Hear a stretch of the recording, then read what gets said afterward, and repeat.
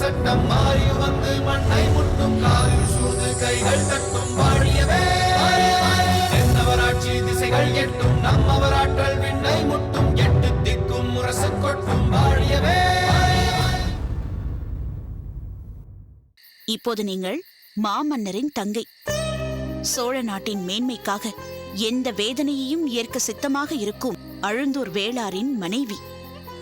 தாமரையோ தாங்கள் அவளுக்கு செய்ததையெல்லாம் மறந்து தங்களை அதே பழைய அன்போடு அத்தையாக ஏற்றுக்கொண்டாள் எனும்போது நான் மட்டும் அதற்கு மாறாக இருப்பேனா? நானும் தாமரையைப் போல் தங்களிடம் உண்மையான அன்போடு பழக விரும்புகிறேன். தாமரையைப் போல் என்னையும் ஏற்றுக்கொள்ளுங்கள். முத்துநகை, உட்கார், வா.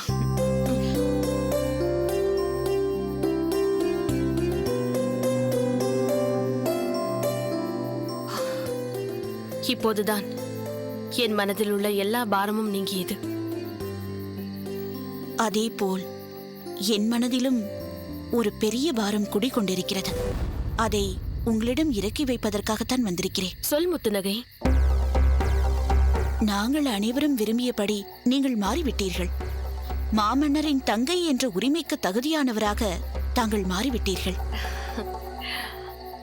இந்த உறவு இன்னும் இறுக்கமானதாக, மேலும் நெருக்கமானதாக மாறுவதற்கான வாய்ப்பு இப்போது ஏற்பட்டிருக்கிறது.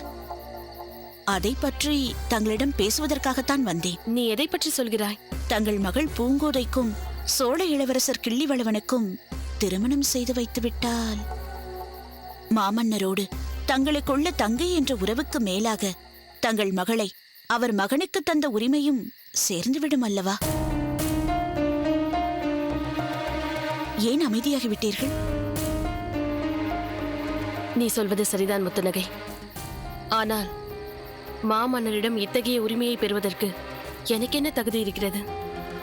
மேலும் கிள்ளிவளவன் மனதில் வேறொருத்தி இருக்கும் பொழுது அவன் எப்படி என் மகளை ஏற்றுக்கொள்வான்? கிள்ளிவளவன் மனோரஞ்சிதத்தை விரும்புகிறான் என்று தெரிந்தவுடனே அதை பின்னாலிருந்து தூண்டிவிட்டவளே நான் தான். இப்பொழுது சென்று மனோரஞ்சிதத்தை மறந்துவிட்டு என் மகளை ஏற்றுக்கொள் என்று எப்படி சொல்ல முடியும்? அவள்தான் இளவரசர் வாழ்க்கையில் இனி குறுக்கிடக்கூடாது என்று வெகு தூரம் சென்று விட்டாளே. மனோரஞ்சிதம் என்ன ஆனாள், எங்கு சென்றாள் என்பதை தெரியாத நிலையில் கிள்ளிவளவன் மனதை மாற்றி அவரை புது வாழ்வு தொடங்கும்படி செய்ய வேண்டியது நம் கடமை அல்லவா? அதற்காகத்தானே மலர்கொடியே இப்படி ஒரு முயற்சியில் ஈடுபட்டாள். மலர்கொடி என்ன செய்தாள்? தங்கள் மகள் பூங்கோதை மனதில் கிள்ளிவளவரை வாழ்க்கை துணையாக பெற வேண்டும் என்ற ஆர்வத்தை ஏற்படுத்தினாள். அந்த சிறு விதை வளர்ந்து காதல் என்ற விருட்சமாகவே மாறிவிட்டது. மலர்கொடியும் தன் அண்ணனை எப்படியாவது மாற்றி பூங்கோதையை ஏற்றுக்கொள்ளும்படி செய்ய வேண்டும் என்ற நோக்கத்தோடு அண்ணனிடம் அதை பற்றி வாதாடிக் கொண்டிருப்பதாக சொன்னாள். அது மட்டுமல்ல, வேறென்ன? சோழமாதேவியாரும் அதை விரும்புகிறார். மகளுக்கு துணையாக மகனிடம் அதை பற்றி வற்புறுத்தியிருக்கிறார். நான் மலர்கொடியின் மங்கள வாழ்வையை சீரழிக்க வேண்டும் என்ற நோக்கத்தோடு அதற்கான முயற்சியில் ஈடுபட்டேன். ஆனால் மலர்கொடியும் அண்ணியாரும் என் மகளுக்கு ஒரு நல்வாழ்வு கிடைக்க வேண்டும் என்று முயற்சி செய்து கொண்டிருக்கிறார்கள். இதற்கிடையில் நாம் இன்னொரு விஷயத்தையும் சிந்திக்க வேண்டும் முத்துநகை. அது என்ன? சேர மன்னர் இங்கு வருவதாக கூறியிருக்கிறார். மகாராணியையும் இளவரசி பரிவாதினியையும் அழைத்து வருவதாக கூறியிருக்கிறார். முன்பு அவர் இங்கு வந்தபோது அவரது நோக்கம் நிறைவேறவில்லை என்றாலும் இப்பொழுதுள்ள சூழ்நிலையில் எத்தனையோ மாற்றங்கள் நிகழ்ந்திருக்கும் வேளையில் மீண்டும் அதற்கான முயற்சியில் ஈடுபட வேண்டும் என்று அவர் நினைக்கலாம் அல்லவா? பரிவாதினியை பார்த்தவுடன் கிள்ளிவளவன் மனம் மாறக்கூடும் அல்லவா? இந்த நிலையில் என் மகளை முன்னிறுத்தி நானே அவருக்கு தடையாக இருப்பது முறையாகுமா? நீங்கள் எந்த அளவிற்கு சோழ மன்னருக்கு சேர நாட்டின் உறவு ஏற்பட வேண்டும் என்பதற்காக தங்கள் மகள் வாழ்வையும் தியாகம் செய்ய தயாராக இருக்கிறீர்கள் என்பது எனக்கு புரிகிறது. அந்த பக்கம் பாண்டிய மன்னருக்கு தன் மகளை மருமகளாக தந்து உறவை வலுப்படுத்திக் கொண்ட மன்னர், இந்த பக்கம் தன் மகனுக்கு சேர இளவரசியை மணம் செய்து இந்த உறவை வலுப்படுத்திக் கொண்டால் மூவேந்தர்களும் சம்பந்திகளாக மாறிவிட முடியும். ஆனால் எல்லாமே நாம் நினைப்பது போல் நடந்து விடுவதில்லையே. நீ ஏன் இப்படி சொல்கிறாய்? நான் சேர நாட்டில் இருந்தபோது பரிவாதனையோடு மிகவும் நெருங்கி பழகியிருக்கிறேன். அதனால் ஒரு விஷயம் எனக்கு தெளிவாக தெரியும். என்ன அது? பரிவாதனையின் நெஞ்சத்தில் சிறிதளவு கூட இளவரசர் கிள்ளிவளவன் மீது ஈடுபாடு கிடையாது. ஏன்? ஏனென்றால் அவள் மனதில் வேறொருவர் இருக்கிறார். யார் அவர்? இப்போது நாம் அதை பற்றி பேசுவது பொருத்தமாக இருக்காது. நேரமும் காலமும் கூடும்போது அனைத்தும் அனைவருக்கும் தெரிய வரும். இப்பொழுது ஒன்று மட்டும் நிச்சயம். என்ன? இளவரசர் கிள்ளிவளவர் பூங்கோதையை ஏற்றுக்கொள்வதற்கு எந்த தடையும் இல்லை. அதற்குரிய சூழல் கடிந்து வருவதற்கு இன்னும் சிறிது காலம் ஆகலாம். ஆனால் அப்படி ஒரு கட்டம் வரும்போது தாங்கள் எதையேனும் நினைத்து அதை தடுத்துவிடக்கூடாது. அதை சொல்வதற்காகத்தான் நான் தங்களை சந்திக்க வந்தேன். பூங்கோதை கிள்ளிவளவன் மீது கொண்டுள்ள காதல் நிறைவேற நாம் அனைவரும் துணையாக இருக்க வேண்டும் என்று தங்களை வேண்டிக் கொள்ளத்தான் வந்தேன். இளவரசர் பூங்கோதை திருமணம் நிச்சயம் நடக்க வேண்டும். எங்கள் அனைவரின் ஆசையும் அதுதான். தங்களுடைய ஆசையும் அதுவாகத்தான் இருக்க வேண்டும். நான் வருகிறேன்.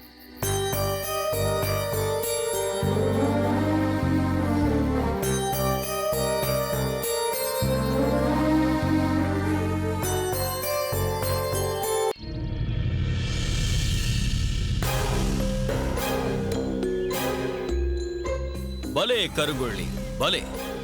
நீ சொன்னபடி சாதித்து காட்டிவிட்டாய். கொற்கைக்கு செல்லும் மலர்கொடிக்கு நிம்மதி இல்லாமல் செய்து விட்டாய். ஆமாம், எங்கள் இருவருக்கும் தோன்றாத இந்த திட்டம் உனக்கு மட்டும் எப்படி தோன்றியது? அதுதான் அண்ணா, பெண்களுக்கே உள்ள சாகசம். பாம்பின் கால் பாம்பரியும் என்பார்களே, அப்படி பெண் மனதின் பலவீனம் மற்றொரு பெண்ணிற்குத்தான் புரியும்.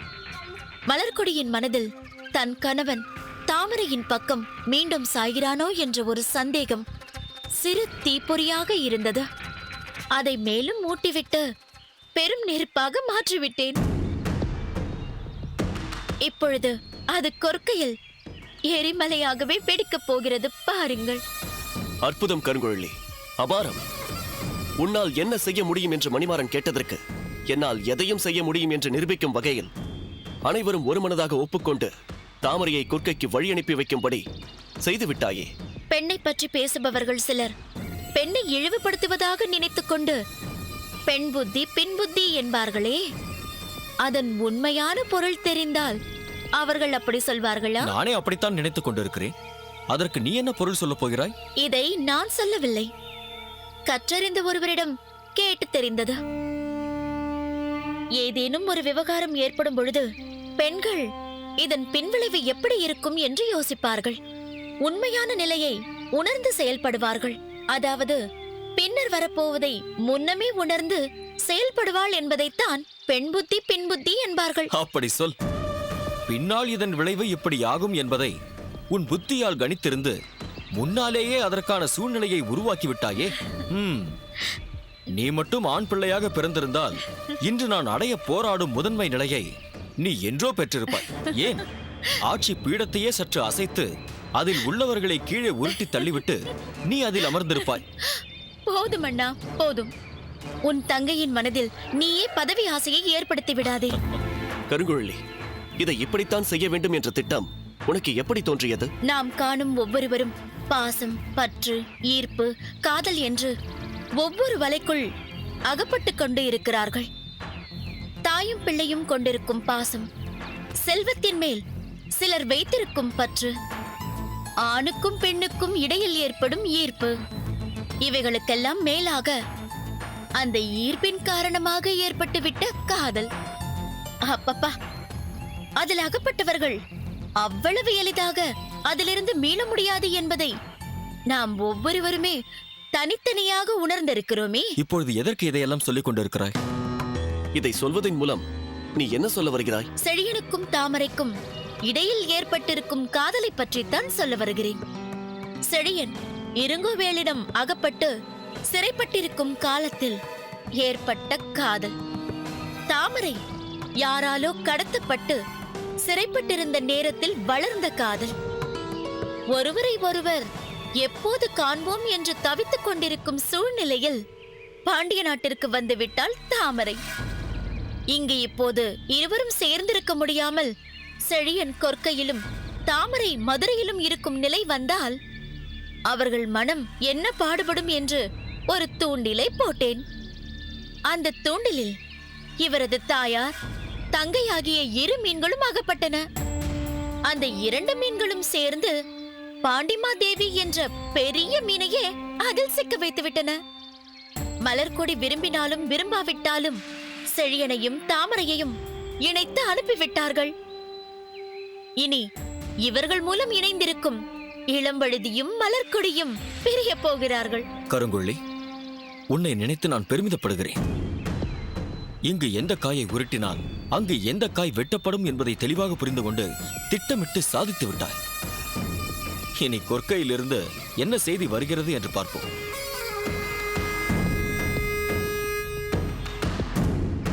மகேந்திரா, மகேந்திரா, என்ன மணிமாறா?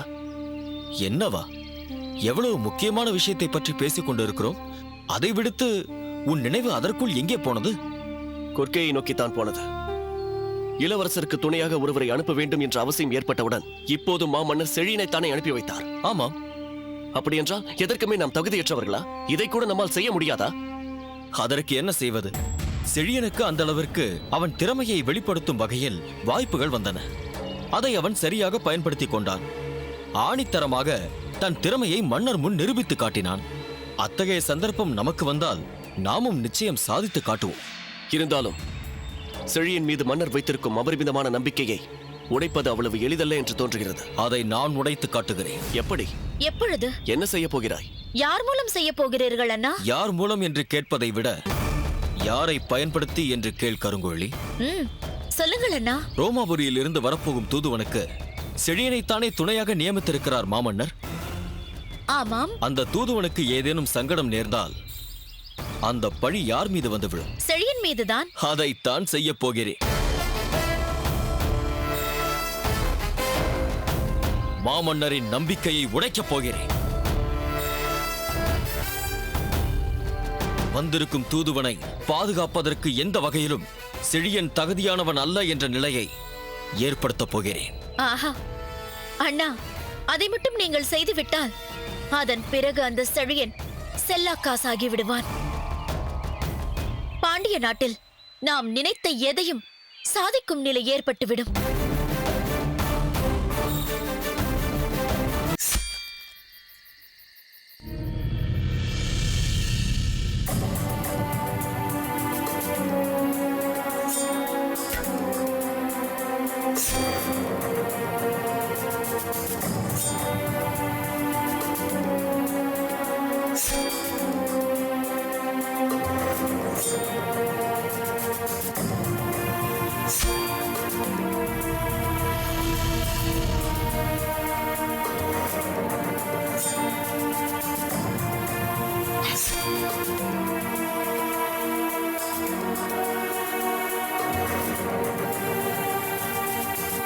பார்த்திபன்,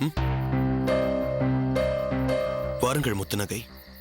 என்னை வா என்று அழைப்பதற்கட்டும், நீங்கள் 2 நாட்களாக என் இல்லத்திற்கு வரவில்லையே, ஏன்?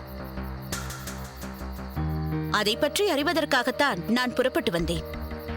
ஆனால் நீங்களோ இங்கு இப்படி பகைவரின் உடலை குத்திக் கிழிக்கும் வாளை வைத்துக்கொண்டு மண்ணை குத்திக் கொண்டிருக்கிறீர்களே. ஏதோ தோன்றியது, அதனால் இப்படி செய்து கொண்டிருக்கிறேன். இதற்கு பொருள் என்னவென்று எனக்கு புரிகிறது பார்த்திபரே. இதற்கு என்ன பொருள் இருக்கிறது? நிறைய பொருள் இருக்கிறது. உங்கள் மனம் அலைப்பாய்ந்து கொண்டிருக்கிறது என்பது ஒரு பொருள். நீங்கள் நிலை தடுமாறி போயிருக்கிறீர்கள் என்பதும் ஒரு பொருள். முத்துநகை, உங்கள் பார்வையிலிருந்து எவரும் தப்ப முடியாது என்பது எனக்கு நன்றாக புரிகிறது. ஒருவரின் நடவடிக்கையை வைத்தே ஒரு பொருளை உணர்த்தும் என்பதை நீங்கள் நிரூபித்து விட்டீர்கள். என்னை பாராட்டுவது இருக்கட்டும், என்ன நடந்தது? ஏன் இப்படி செய்து கொண்டிருக்கிறீர்கள்? அதை முதலில் சொல்லுங்கள். 2 நாட்களுக்கு முன் அரசர் என்னை அழைத்திருந்தார். நாட்டின் தளபதியை அழைத்து மாமன்னர் உரையாடுவது என்பது அனுதினமும் நடக்கும் இயல்பான நிகழ்வுதானே? இயல்பாக எப்போதும் சொல்லும் விஷயங்களை சொல்லி ஆணையிட்டிருந்தால் நான் இப்படி வருந்து கொண்டிருக்க மாட்டேனே. என்னதான் நடந்தது? தெளிவாக சொல்லுங்கள். சேரமன்னர் தன் மனைவியுடனும் மகளுடனும் இங்கு வரப்போகிறார் என்ற செய்தி தெரியும் அல்லவா? தெரியும். அவர்கள் வரும்போது நான் இங்கிருந்து அவர்களை வரவேற்க வேண்டும் அல்லவா? சேர மன்னர் அங்கு பார்த்த வயோதிக குணாளன் தான் இந்த நாட்டின் தளபதி என்பதை அவர் அறிய வேண்டும் அல்லவா? அவருக்குத்தான் முன்பு இங்கு வரும்போதே தாங்கள் யார் என்பது தெரியுமே. அவருக்கு பாதுகாவலனாக இருந்த தங்களை மங்கம்மா தேவியார் தானே ஏதேதோ சொல்லி விரட்டும்படி செய்துவிட்டார். ஆனால் இப்பொழுது மங்கம்மா தேவியாரே என்னிடம் வந்து இம்முறை நீதான் சேர மன்னருக்கு துணையாக இருந்து பார்த்து கொள்ள வேண்டும் என்று சொல்லியிருந்தார். நானும் நிச்சயம் மாமன்னர் அந்த பொறுப்பை என்னிடம்தான் தருவார் என்று நம்பிக்கொண்டிருந்தேன்.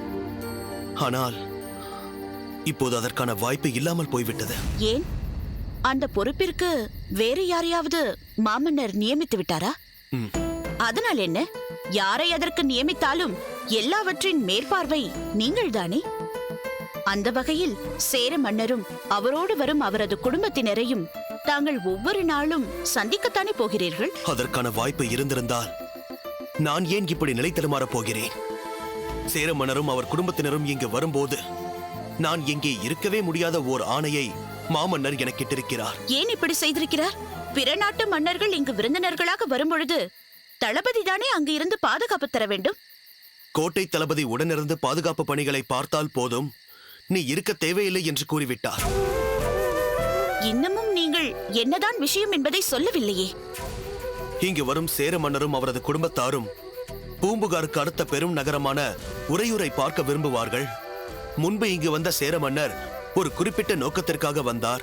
அதனால் பூம்புகாரை விட்டு எங்கும் செல்லவில்லை. ஆனால் இப்போது அவர் தம் குடும்பத்தாரோடு வருவதால் சோழ நாட்டின் பிரதான நகரங்களை பார்க்க விரும்புவார்கள். அதையெல்லாம் அவர்களுக்கு சுற்றி காண்பிக்க வேண்டிய பொறுப்பு நமக்கு இருக்கிறது. அதனால் நீ உறையூருக்கு சென்று அங்கு அவர்கள் வரும்போது எந்த பிரச்சனையும் ஏற்பட்டு விடாதபடி பாதுகாப்பு ஏற்பாடுகளை செய் என்று ஆணை பிறப்பித்து விட்டார். அதனால் என்ன? என்ன முத்துநகை இப்படி பேசுகிறாய்? சேர மன்னர் வரும்போது நான் ஏன் அவர்களோடு இருக்க வேண்டும் என்பது உனக்கு புரியவில்லையா? அந்த நேரத்தில் இங்கே இருக்க முடியாமல் எங்கோ போக நேர்கிறதே என்று ஏன் வருந்துகிறேன் என்பது உனக்கு தெரியவில்லையா? நன்றாகவே புரிகிறது, தெளிவாகவும் தெரிகிறது. பரிவாதினி இங்கு வரும்போது நீங்கள் இங்கு இல்லாமல் போகும் நிலை வருகிறதே என்று வருந்துகிறீர்கள், அப்படித்தானே? நான் அதற்காக வருந்துவது தவறு என்கிறாயா? நீயே சொல். பரிவாதினி இப்போது இங்கு வருவதே என்னை சந்திப்பதற்காகத்தானே? சோழ நாட்டிற்கு போகப் போகிறோம், பார்த்திபனை பார்க்க போகிறோம் என்று எவ்வளவு ஆர்வத்தோடு வருவாள் பரிவாதினி. அந்த நேரத்தில் நான் இங்கு இல்லாமல் போய்விட்டால் அவள் மனம் எவ்வளவு வேதனைப்படும். பரிவாதினி வேதனைப்படுகிறாளோ இல்லையோ, அவளை பார்க்க முடியாமல் போகிறதே என்று நீங்கள் மிகவும் வேதனைப்படுகிறீர்கள் என்பது நன்றாகவே புரிகிறது. அந்த நேரத்தில் இல்லாமல் போனால் என்ன? அதன் பிறகு அவளை பார்க்கவே முடியாமல் போய்விடுமா என்ன? அவர்கள் உறையூருக்கு வரும்பொழுது அங்கு சந்திக்கத்தானே போகிறீர்கள். அதற்குள் மன்னர், சேர மன்னரும் அவரது குடும்பத்தினரும் திருச்சிராப்பள்ளிக்கு செல்ல போகிறார்கள். அங்கு சென்று காவல் பணியை கவனி என்று ஆணையிட மாட்டார் என்பது என்ன நிச்சயம்? எப்படியோ நான் பரிவாதினியை பார்க்க கூட முடியாமல் போய்விடுமோ என்னவோ. மன்னர் இப்படி ஒரு ஆணையிடுவார் என்று நான் எதிர்பார்க்கவே இல்லை. ஏன் இப்படி சொல்கிறார் என்று வேதனையாக இருக்கிறது. பார்த்திபன், நீங்களா இப்படியெல்லாம் பேசுகிறீர்கள்? மாமன்னரே வியந்து பாராட்டும் அளவிற்கு பல அரிய சாதனைகளை புரிந்தவர் அல்லவா தாங்கள்? இவள் என்ன இப்படி பேசுகிறாள் என்று நினைக்காதீர்கள். பேச்சில் உள்ள கருத்தை சற்று சிந்தியுங்கள். நீங்கள் சேர நாட்டில் இருந்தபோது பரிவாதினி தங்களிடம் வரம்பு மீறி நடந்து கொண்டாள் என்பதற்காக அவள் மீது கோபம் கொண்டீர்கள். தாங்கள் வயோதிகர் அல்ல, வாலிபர்தான் என்பதை அறிந்ததால்தான் அவள் அப்படி செய்தாள் என்பதை நான் சொன்னபோது கூட அதை நீங்கள் பெரிதாக பொருட்படுத்தவில்லை. ஆனால் பரிவாதினியோ தங்கள் மீது கொண்ட காதலால் தான் அப்படி செய்தேன் என்பதை உங்களுக்கு புரிய வைத்து பரிவாதினியின் காதலை தாங்கள் ஏற்றுக்கொள்ள வேண்டும் என்று வற்புறுத்தியவளே நான் தான்.